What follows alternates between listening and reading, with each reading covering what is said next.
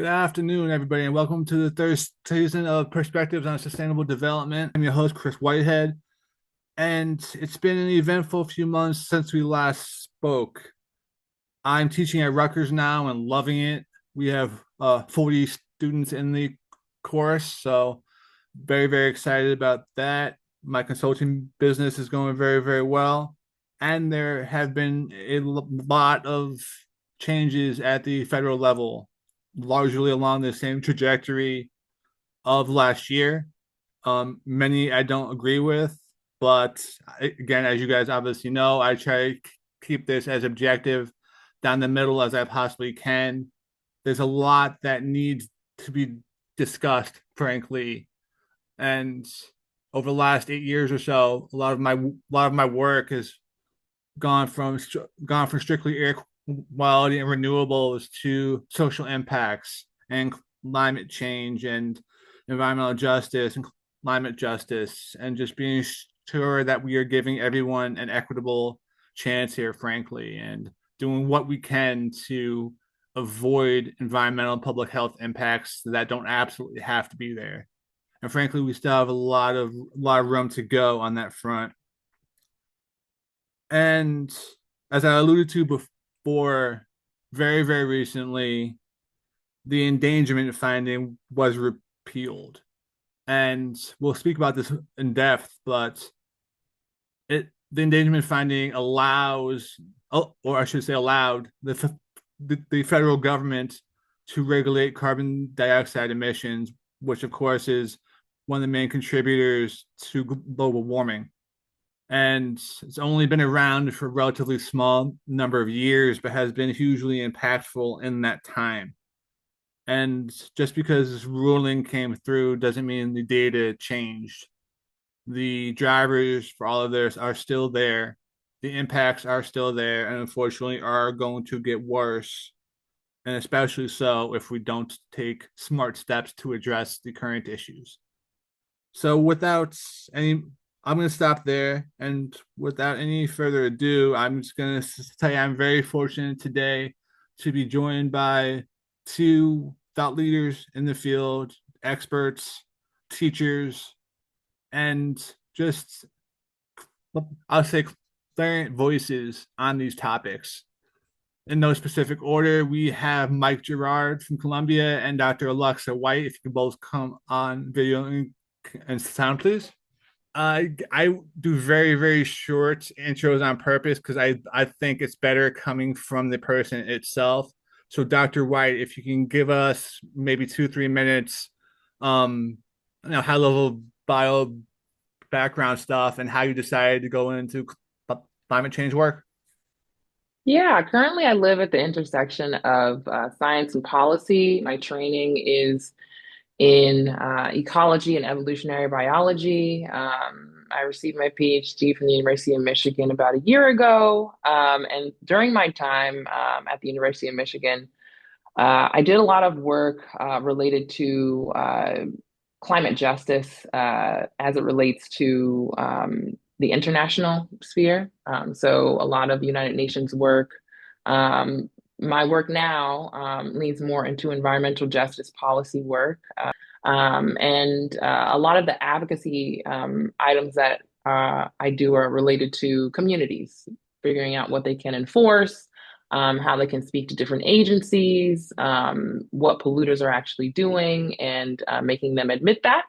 I got into this work mainly because of the mentorship of Dr. Beverly Wright, who runs the Deep South Center for Environmental Justice in New Orleans, where there's the infamous Cancer Alley in Louisiana. That work showed it showed me a lot about industrial pollution as well as who those decision making makers are and what climate policy can really do and how intersectional it is. And yeah, I'm happy to be here. Well, thank you very much. And I can't remember if it was Tony or Justin. I'm sorry, Tony or Jeremy who first introduced us, but I've been following your work now for a couple of years, and I kind of joked before we started this. So we've been trying to do something for a while now. So I'm very, very happy to have this opportunity. So Th- Thank you again. And Mike, same question to you. Um, so I grew up in Charleston, West Virginia, which is a town dominated by the petrochemical industry. So I grew up in a highly polluted place. I came to New York to go to college, but wrote my senior thesis on the politics of air pollution in West Virginia. I then went to work for an environmental group for a couple of years and decided that some of the most interesting work was being done by environmental lawyers. So I went to law school with the ambition of becoming an environmental lawyer, and that's what I did when I graduated. I joined a environmental boutique law firm and ended up practicing for environmental law full time in New York for 30 years. Um, in 2005, I started working on a book called Global Climate Change in U.S. Law, which came out in 2007.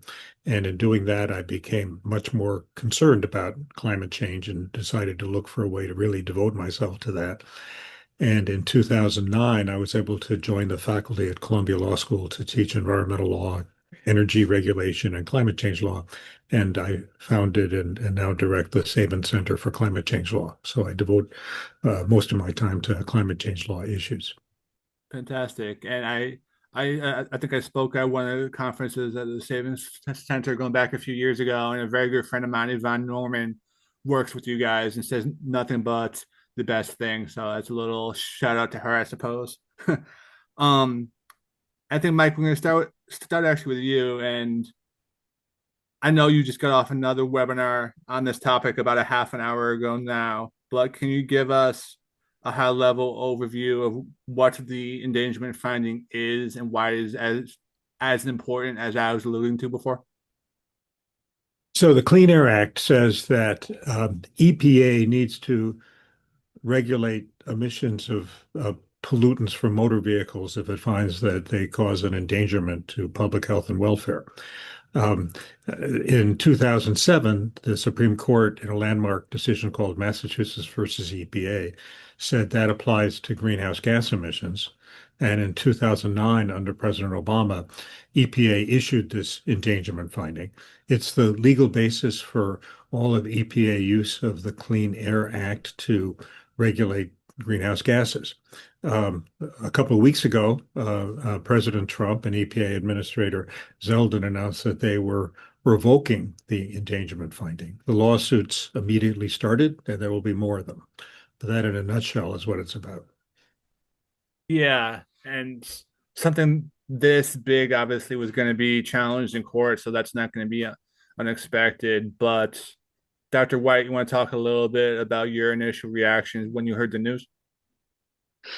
Um, it's catastrophic. I think that through my work, I've seen a lot come out of the EPA, and this by far is the one that takes the cake. The impacts that are coming out of it are definitely going to be tenfold.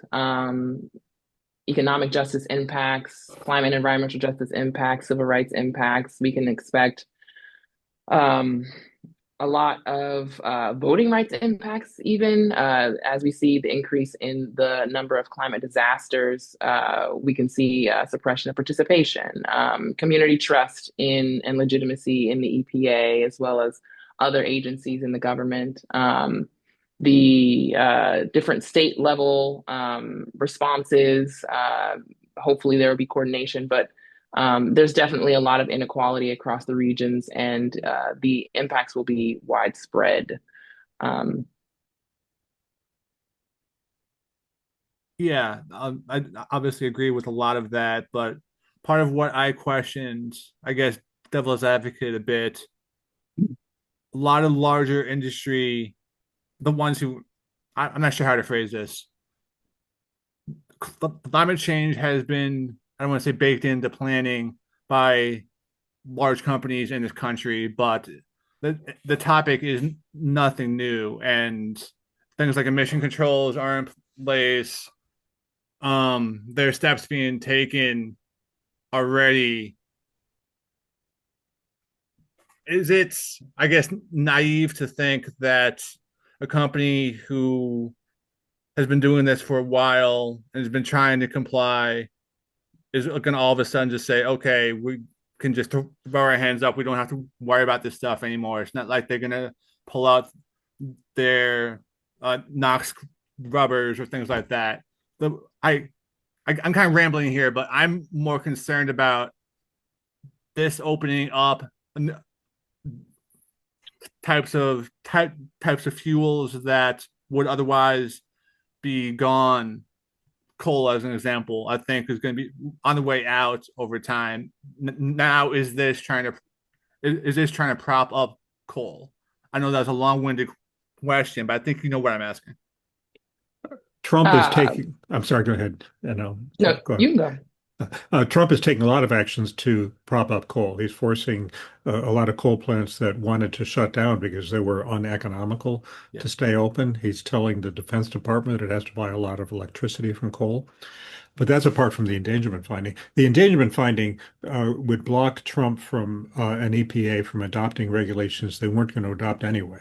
hmm. And so it's not stopping that. The principal impact of what they're doing is on the motor vehicle industry and the action they announced at the same time to relax the corporate average fuel economy standards. Problem with that is the auto industry has a very long lead time in changing model years, Sure. and there's so much uncertainty. We don't know whether this will stand up in court. We don't know what the next president will do. We do know that outside of the US, they want cleaner cars and more electric cars. So the auto industry is really in something of a pickle about exactly what to do. So I'm not sure that it'll change what they're doing in the for the next couple of years. With respect to power plants and NOx controls and so forth, that the nitrogen oxide controls are all from a different part of the Clean Air Act that's not affected by this. I don't think that any companies are going to shut down their scrubbers or anything like that. This doesn't really get them off that particular hook. Absolutely. And Dr. Wright, you had a thought on that as well? Yeah, it was similar to what Michael was going to say. They are attacking the foundation of federal greenhouse gas standards for vehicles. And so all of that ripples outward. Many climate regulations lean on that same underlying authority and logic. And so it's very consequential. The endangerment finding, the EPA really framed the rescission as a removing of authority to set the vehicle greenhouse gas standards under the Clean Air Act. Yeah, and my rambling question at the beginning there was an attempt to set up a bit of a straw man in that there's been a lot of misinformation out there as to what the endangerment finding revocation is or is not, and it's pretty clear, as you both have said, that it's only motor vehicles. Um, there are direct impacts, obviously, as Dr. White was starting to talk about before, but just to continue on the motor vehicle piece for a bit, isn't it cheaper or more efficient for a car company to make a certain type of vehicle that's going to be widely accepted in all countries instead of having to do various models popular in various countries? Just as an example, going back a bit here, but if the Ford Explorer is just one Ford Explorer go off the line, if it can comply with all the rules in Europe, the United States, and Asia, isn't that easier for the company? Well, I think the U.S. car market is large enough for the U.S. automakers to make cars just for the U.S. market. However, what's really happening is that China is eating our lunch in this way and many other ways. China is manufacturing very high quality, very inexpensive electric cars, which the U.S. won't let into our market because of the tariffs, but it's going to flood the rest of the world. And it's putting the U.S. auto industry in really bad shape because we are losing our competitiveness with these Chinese cars, and now some other countries are making those. I had to smile a little bit there as you said that term, eating our lunch. I've heard that a lot this week at various conferences and events I've been to that focus on economic development points. And one of the things I try to focus on as I do my work and talking to my students, that if you don't fully understand the economic, social, and environmental impacts of a potential project, you don't really understand the impacts and risks of that project, and that's not good business. Whoever, whichever type of company you're trying to run. Um, and I think, Dr. White, that goes into some of the points you were addressing before, that although this is mostly an environmental and public health issue, there are a lot of other, I don't want to say unintended consequences, but things you wouldn't immediately expect. Exactly. So a rollback like this would increase um, the imbalance of climate impacts. So polluters would be allowed to pollute, keep them flexible. Frontline communities would lose protections. They would lose time. This is a justice problem that not only is climate impacts, but it's also about the decision-making power. So these communities are facing high risk of heat, flood risks. They live in refinery corridors. There's disaster exposure. And so they are often the least able to stop these permits. They are less able to stop the land use change, less access to emergency response resources, or for some sort of strong enforcement. And so a lot of the work that I do is to try and figure out what levers are left, and the endangerment finding makes that exponentially harder. Now, in the time that it was on the books, um, did the endangerment finding inspire state and federal policies that helped move the needle on these issues? Well, the actions by the federal government certainly under Obama and then under Biden led to cleaner cars. The actions aimed at stationary sources, coal-fired power plants and factories and so forth, were mostly stymied by the courts, Hmm. a combination of the courts and then the first Trump administration and now the second Trump administration. So it didn't end up having much effect on stationary sources, but it did affect motor vehicles. Sure. And a lot of that starts in California generally, as policies tend to change in the country. They're often the first to take on um, very aggressive standards, and honestly, for what it's worth, applaud them for that. I'd like to talk a little bit too now about what we're seeing in overburdened areas throughout the country and the trajectory and rate of climate impacts and just adverse public health impacts that other areas don't face. Um, I'll put it like this: my eyes were really open to those topics about 7, 8 years ago, and once you really see the data on it, it's hard to look away. So a lot of my work has been trying to educate people on that and just talk about what's, I don't want to say expected of them, but how they could help do their part to be a responsible industrial actor to potentially improve a couple of those um, causes and metrics. And that's why a lot of the stuff we do is focused on the New Jersey EJ law and the other policies that have been inspired by that over the last few years. Wonder if you each have a comment on that or any thoughts on that. Yeah, so specifically for these frontline communities in relation to the endangerment finding, the climate pollution we're talking about are typically something called co-pollutants from combustion. So think of things like soot and ozone precursors, and typically the technology upgrades and the differences in the vehicles that are discussed under the endangerment finding would have reduced that burden in those communities. And under the endangerment finding being rescinded, the communities are already overburdened. And so those in those traffic corridors or near different kinds of ports or other vehicles are significantly more burdened now.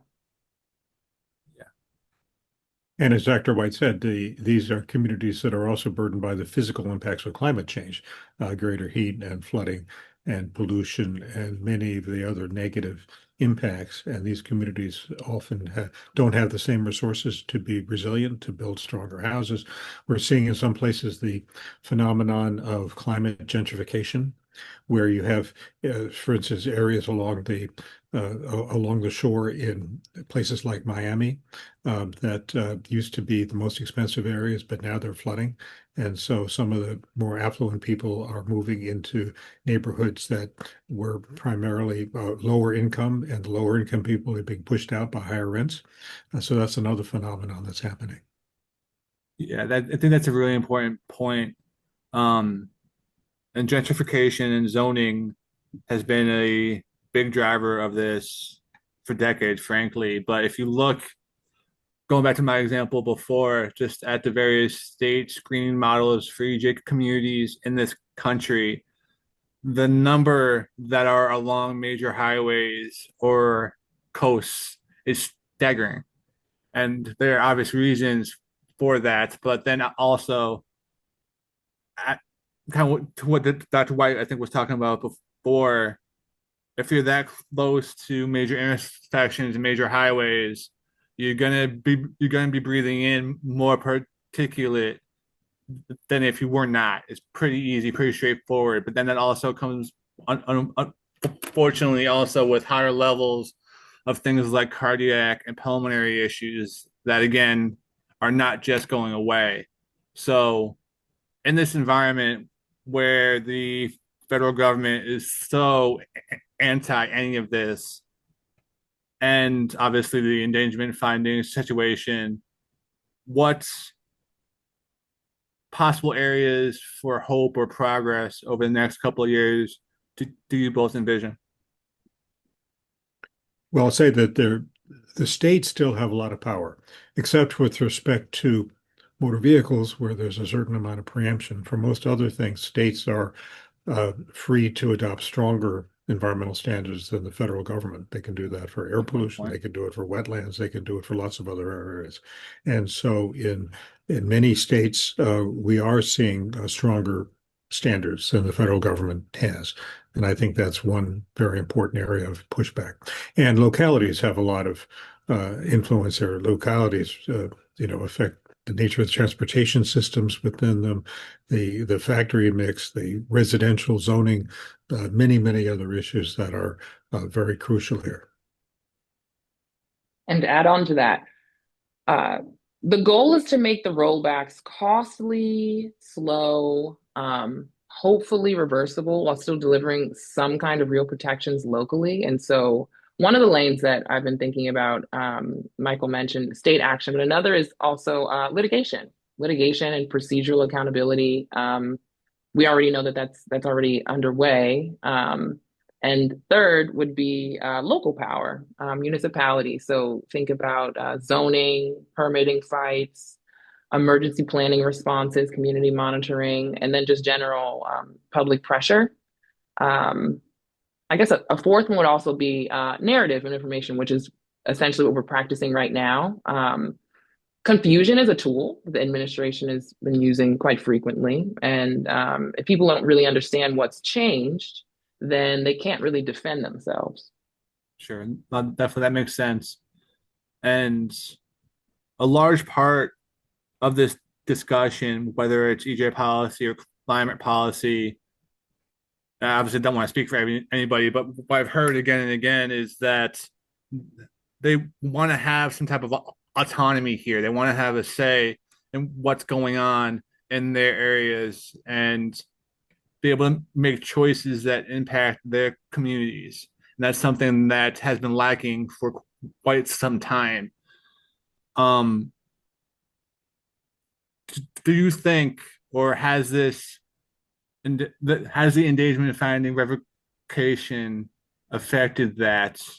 Or, I mean, it's obviously still being answered in the courts, but is there a danger here that the level of autonomy is going to be pushed down the road or almost pushed aside even further now, other than, of course, at the state and local levels, as you said before? I think the revocation of the endangerment finding is only one very small element of the overall um, efforts by the current administration to marginalize these communities, to take away their voice, to take away their power. The endangerment finding itself is just a very small piece of a much larger and very disturbing picture. I agree, and I apologize. I keep asking variations of the same question to try to hammer that home because it's been made. The, there's been confusion out there as to how big and how impactful and how widespread impacts is actually going to have, and it is again potentially extremely impactful in certain things, and obviously certain unexpected ones you might not think about, but there's also a lot of false narrative out there as well and misinformation that doesn't do anybody any good, frankly. And I started this podcast now almost 3 years ago to try to get the right information, objective info out there. So thank you both for part in that.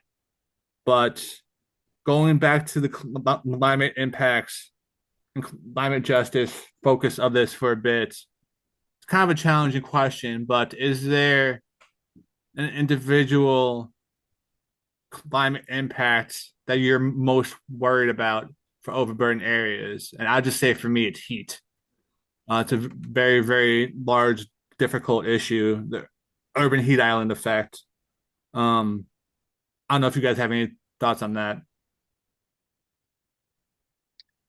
Well, in relation to the endangerment finding, I would say that corridors that have vehicles are definitely the most important on my mind.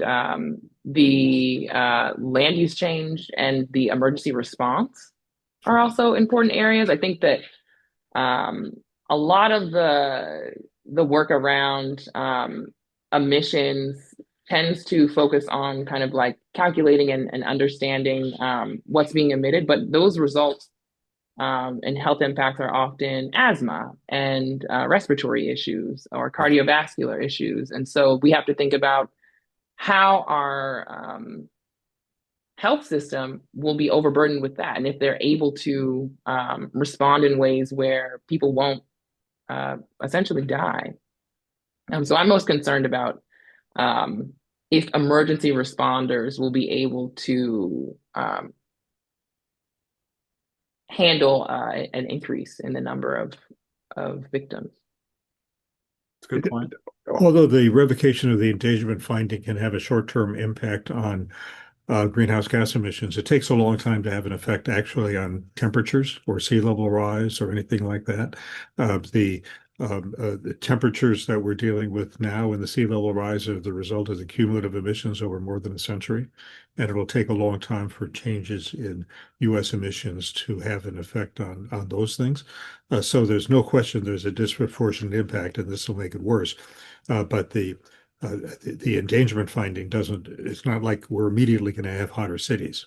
Right now, the urban heat island effect is very real and is causing a lot of deaths, but it's not in the short term really worsened by this. Let me just say that one issue about sort of the longer term implications of the endangerment finding depend in a large part on what the Supreme Court does if and when they take this case. There are some things they could do that would just be temporary and that the next president could reverse. Sure. They could also decide the case in a different way that would tie the hands of future presidents and prevent them from using the Clean Air Act to regulate greenhouse gases unless Congress takes new action, which certainly this Congress is not about to do. No, I don't want to. Actually, I force you here to make any projections, but do you have any insights what you think might happen? What I think when this gets to the Supreme Court. Well, one important thing to bear in mind is that the landmark decision in Massachusetts versus EPA from 2007 was a 5-4 decision. Hmm. None of the five are still on the court. They're all either deceased or retired. Three of the four dissenters are still on the court, Chief Justice Roberts and Justices Thomas and Alito. And then we have the three Trump appointees. Hmm. So the math doesn't look very good, but the the tariff decision that just came out was a splintered decision with different justices going in different directions, using different theories. And so it's hard to predict. We know that there are probably at least four votes on the Supreme Court to revoke the endangerment finding. Whether they have the necessary fifth, I don't know. Whether the necessary fifth will lead to a different nature of decision, I don't know. There's a lot of uncertainty about this. Yeah, I think that's an important point. And also wonder if you guys can talk for a bit about this Suncor case coming out of Colorado and how that might actually relate to the topics we've been talking about here today. So there are about 24 lawsuits that were brought mostly by states and cities against the fossil fuel companies seeking money damages. The Supreme Court has been trying very hard to get one of them. I'm sorry, the oil industry, who are the defendants in these cases, have been trying very hard to get the Supreme Court to take one of these cases. Hmm. They finally did a few days ago in a case brought by the city and county of Boulder, Colorado, against Suncor and several other fossil fuel companies. And the principal defense, the lead defense that the oil companies are making in those cases is that this is federally preempted, that since EPA regulates greenhouse gases, there's no remaining role for the state courts to issue this kind of decision. The revocation of the endangerment finding weakens that argument. If EPA is no longer regulating greenhouse gases, then maybe you don't have this kind of federal preemption. So there are a whole lot of ways that this could play out.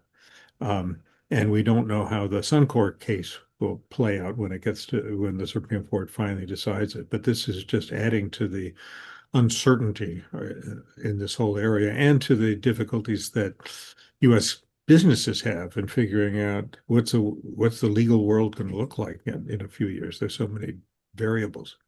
And I think that's a really, really important point as to the uncertainty. And I'll ask one more follow-up and then get back to Dr. White on something else. Can we expect if it does get challenged in the Supreme Court and actually gets held up, that there's going to be a lot of stuff basically thrown against the wall to what sticks based off of that? Or asked another way, can there be any more ripple effects and other dominoes to fall based off the endangerment finding not being there anymore? Well, the states will continue to act. There may be questions about how far can the states go. It may be that California will try to regulate motor vehicle emissions anyway. There's a legal theory under which they could do that. You're Okay. not sure how that turns out. But you sort of have the butterfly effect that little things can have big impacts, and many of them are hard to predict. Yeah, that definitely adds to the uncertainty aspects as well. But again, Dr. White, it's just hypothetically, if we stop burning fossil fuels today, there'd still be inherent warming for I don't even know how many years after that. Or said another way, we're not on a very good trajectory here at all. So I'm gonna ask it this way: where does that leave people in overburdened areas throughout the country? Um, I worry that despite I'll call it valiant efforts for the past couple of years at multiple levels and so many leaders for decades now in, in numerous areas of the country, they're just being left behind. So I don't want that to happen, frankly. So I wonder if you have any thoughts on that. Yeah, frontline communities got the most federal attention in terms of environmental justice during the last administration with the Justice 40 as well as IRA. Repealing that was definitely a humongous setback in terms of funding for environmental justice operations and all of the good stuff that we would have thought would have combated some of the recensions that we're seeing today. In terms of thinking about the endangerment finding in the context of environmental justice communities, this is one attack of many. I think that there is a much more coordinated effort that's needed at the state as well as local level. And I think that uh, one, coordinating around response. The typical tools that we would use in advocacy were, to stop permits and to kind of slow down industry. And now we're definitely more on the defensive, needing to protect ourselves. Earlier, I mentioned thinking about emergency responders. Um, the goal is always to save as many lives as possible, and understanding that the coordinated effort against frontline communities has been established and underway. I think that our hope should be to think about other areas, other jurisdictions. What can we do at the local level? What can we do at the state level? And specifically, getting more advocacy efforts out of public health and understanding what capacity they have. I'm gonna ask a follow-up too, and this might be a little difficult to answer, but if you're going to sit down in the boardroom across the table from the executive suite of a major manufacturing company in this country, and you had something to tell them as to how they could best have a positive impact on these types of issues, is there anything that would come to mind? Two things. One, having a community benefits plan. Typically, industries or companies that have been in my orbit don't entirely understand what a community benefits plan is or how it operates. Agree with And that. some have the intention to do it, they just don't know how.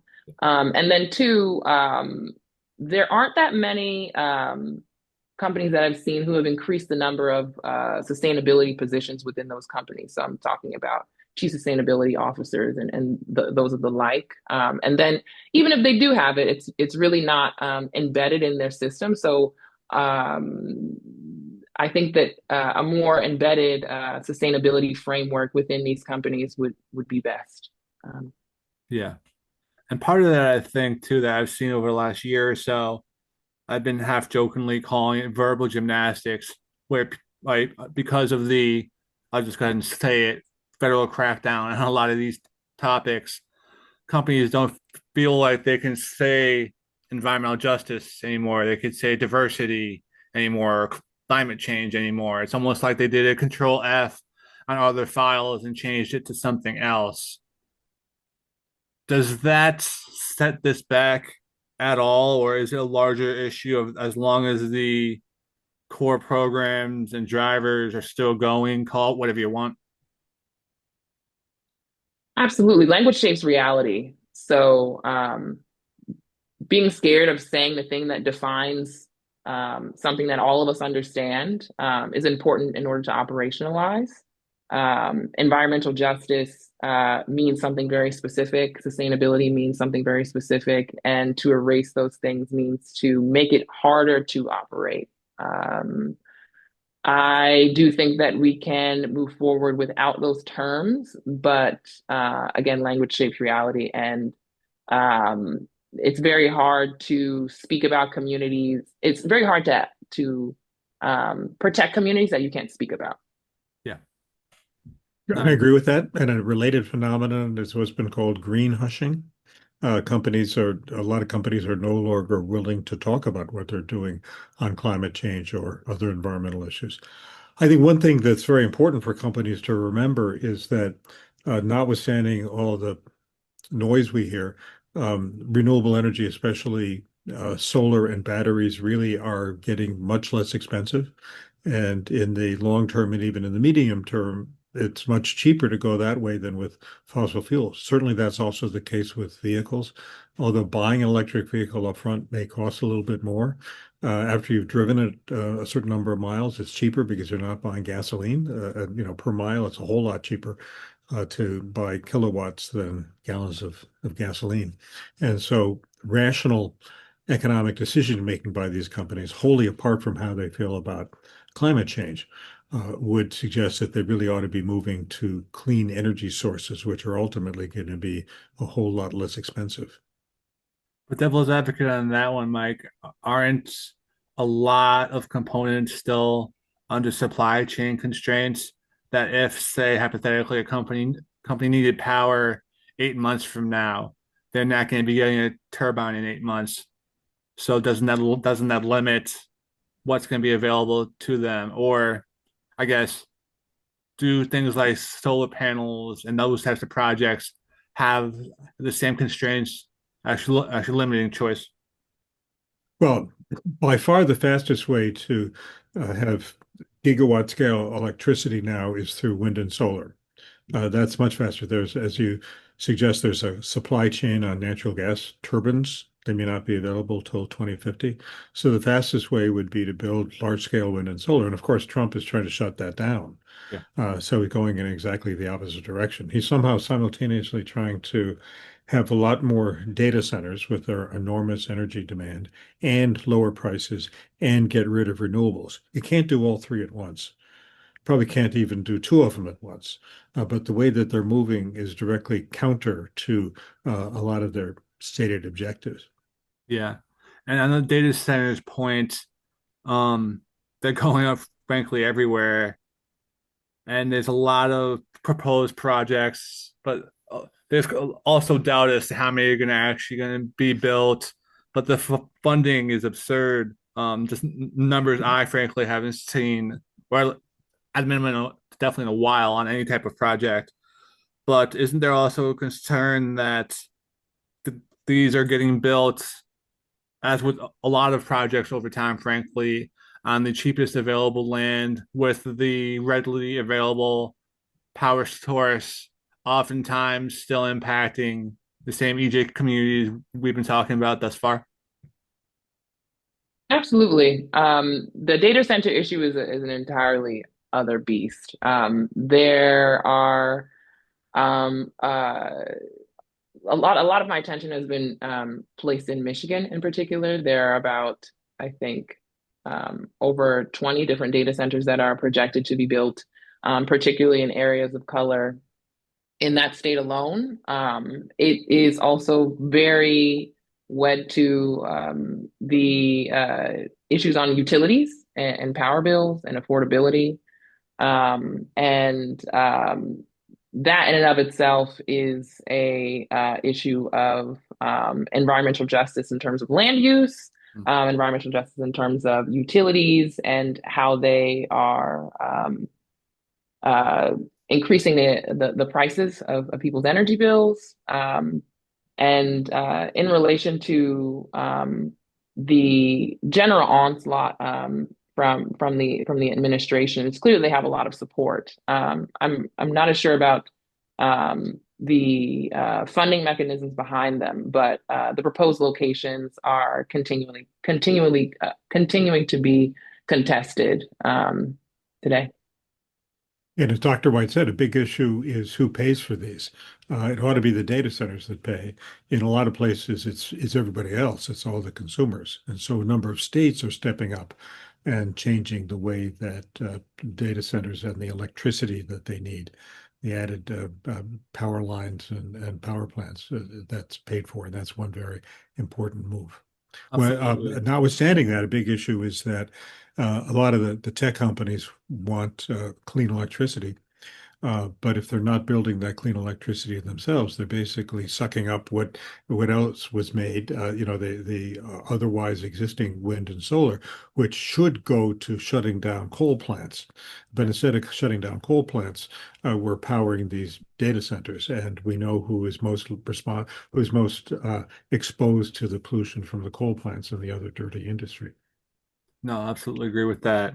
And I I know I'm not the only one here, but the past couple months, actually my home electric bill has been absurd.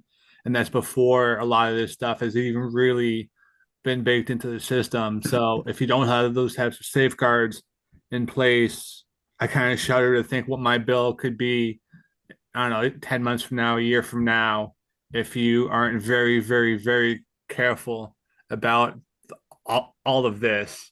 And I say that I being grateful and understanding that if I get a high bill, I'm going to hate it. I'm going to probably curse and scream, but eventually pay it. A lot of people don't have that option. Right, and the current administration is taking away the low-income heating assistance plan, which Good point too. provided financial assistance to low-income families that need help heating their homes. And it's all the more important when the bills go up. Agreed, Yeah. definitely. Um, another, I'll just do one more, I guess, on data centers. It's an area I've been looking into a lot now for various projects. There are claims that the data center itself and the energy infrastructure that they establish could potentially be good for the grid, acting as a distributed generation source, potentially pumping back into the grid if they had to in certain circumstances. But then also, once the computing power was up, that basically inevitably they're going to be finding breakthroughs to find better materials, better ways to do things, more efficiencies that could, if you do this as a zero sum thing, be a positive for climate change. You don't need the big data centers to accomplish that. There are lots of ways of steadying out the load through use of batteries and storage systems and various other things that you can have arrangements with data centers where they'll slow down their operations during peak periods Hmm. and get paid for it. We've seen that happen already, although it's not clear how much the data centers are really going to be doing that, because if you're spending $10 billion on a data center, you want it to run all the time. Yeah. You're not going to be thrilled about having to shut it down for periods of time. Um, Certainly better data processing methods and better computational methods can help with what are called virtual power plants, where you take advantage of distributed energy and energy efficiency and so forth. But you don't need a humongous data center for that. That can be done with much less computing power.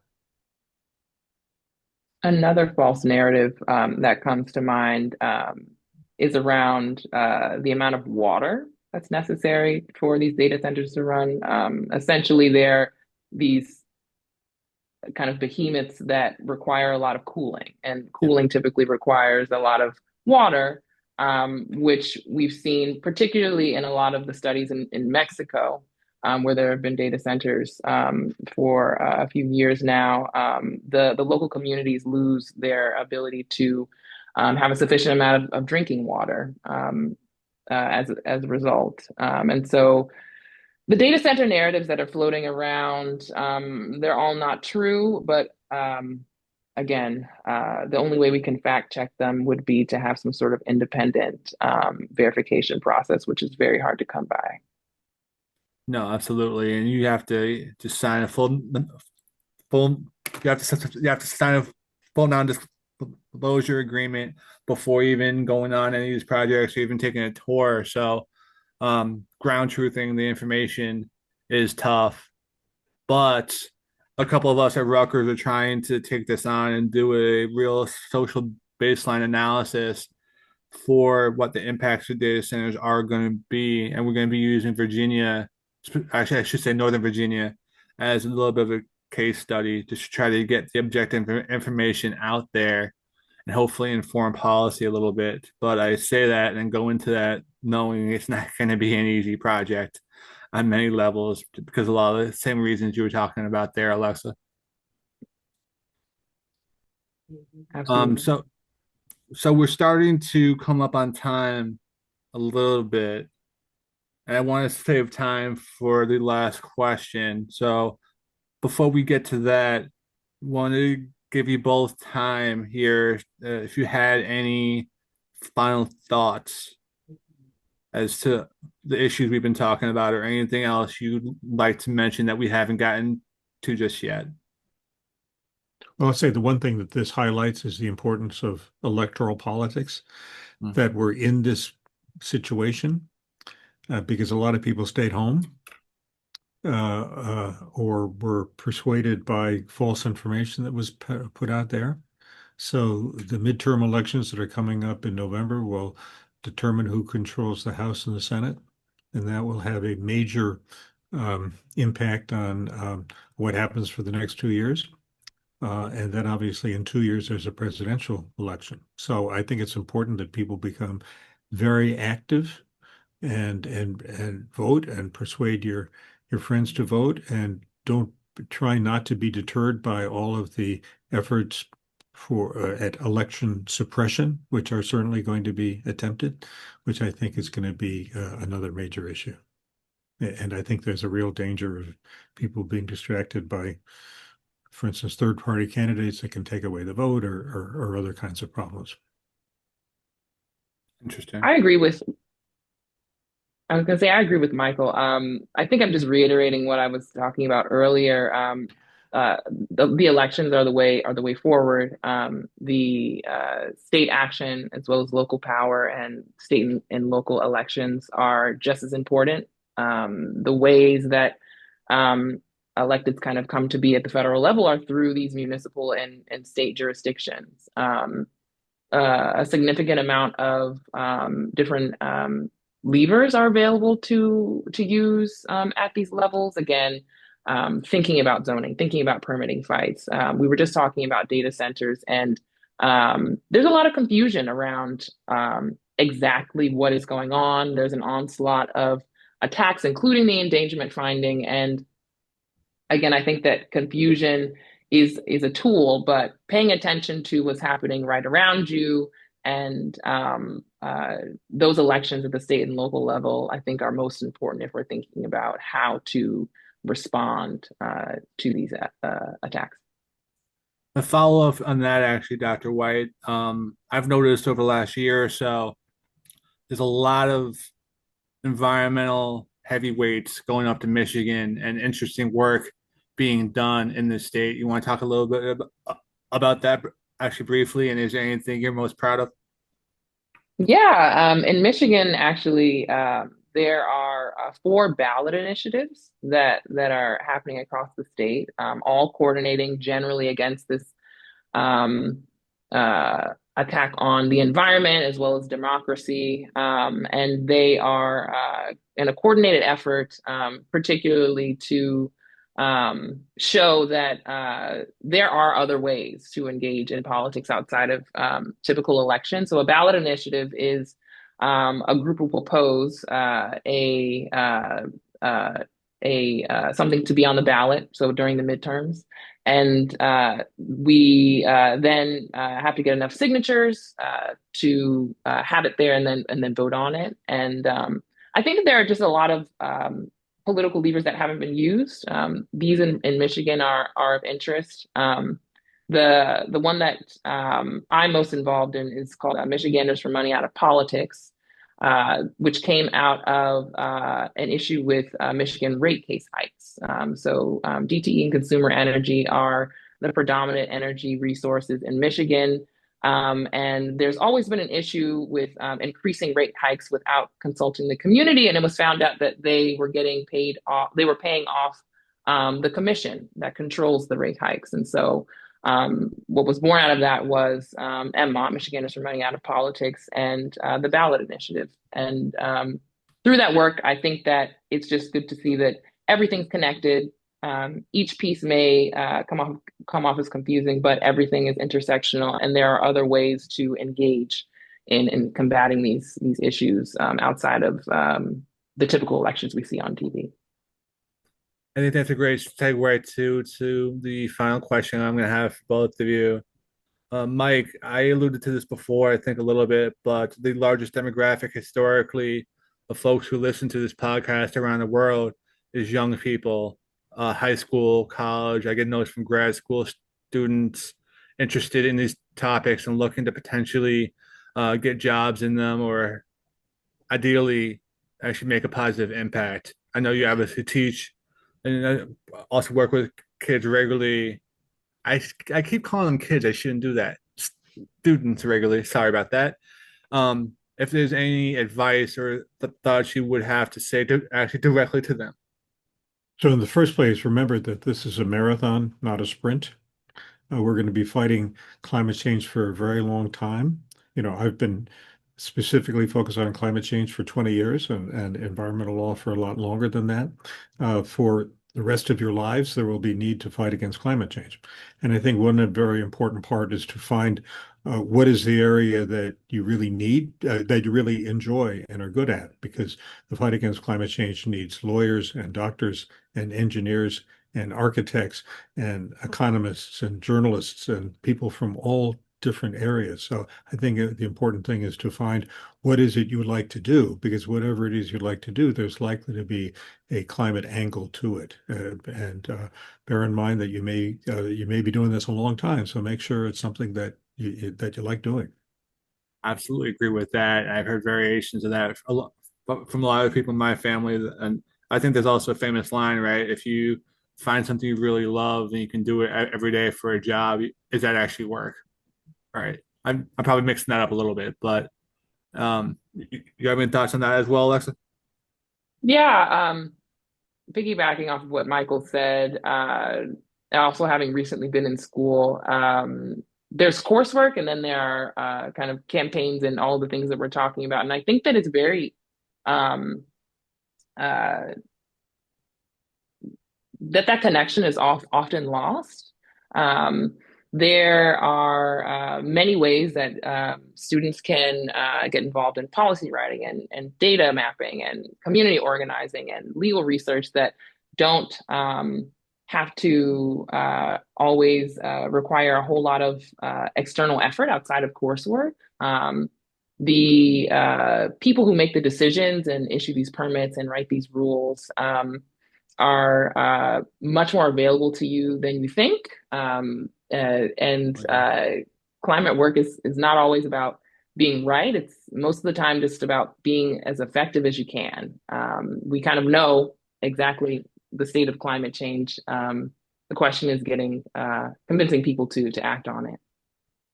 And just one more follow up on that. Can those potentially unpaid roles eventually lead to a paid role in something longer term?